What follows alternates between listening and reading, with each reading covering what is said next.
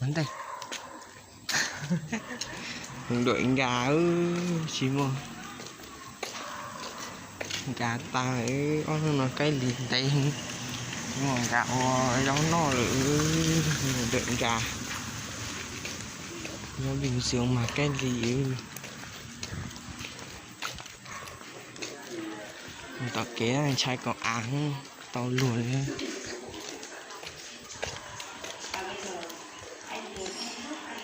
xe của rất to nhiều mà rất nhiều hàng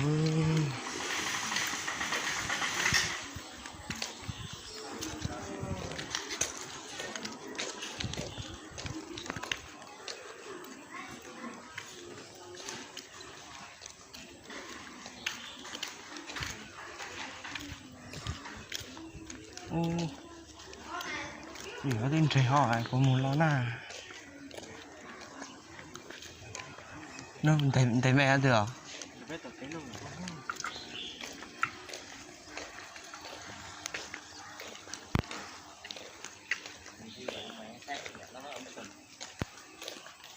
ôi dạ mày còn đi nữa liệu con đi được hay không đi ta mù mong chỉ một niềm tự kìa đi luôn cái chỉ một chế mong đi hình chế tủ chắc có ăn tè không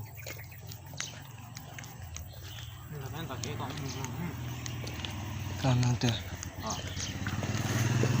nhiều thứ như thế này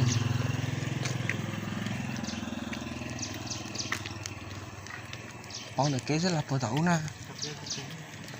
Ở đây có chỗ nào bán đợi găng hả bà? Cái gì? Đợi găng hả? Bên này kéo lên bị đặng à. đi lên à? Ra đây nha, kéo lên. Dạ. Ở đây là có đổ ra đó, không có chỗ nào đó. Ô, mà khó lúc chế mỏng xưa.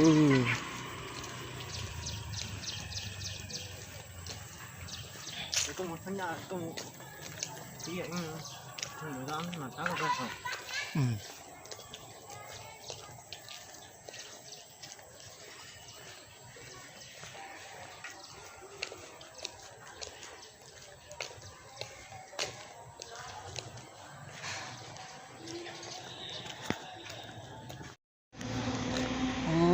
Chỉ một mình mù gì cái nó chỉ một mình tôi thú nhẹ liền thú hết một tấu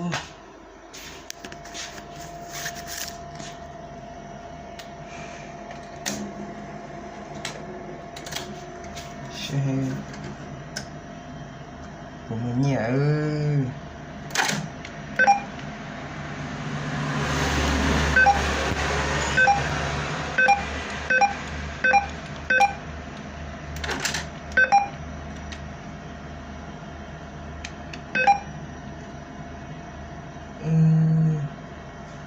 lại rất chiếc của xe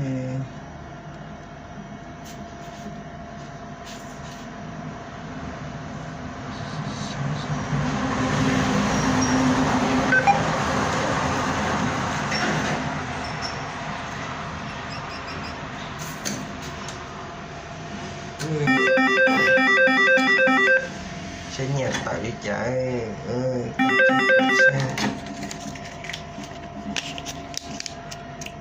nó là cái nhẹ lạ đôi đi ơi đẩy biển lại ô mà ca mò chỉ một mình ngủ đi ơi đi nó sư quả chứ chân này tao lùi đi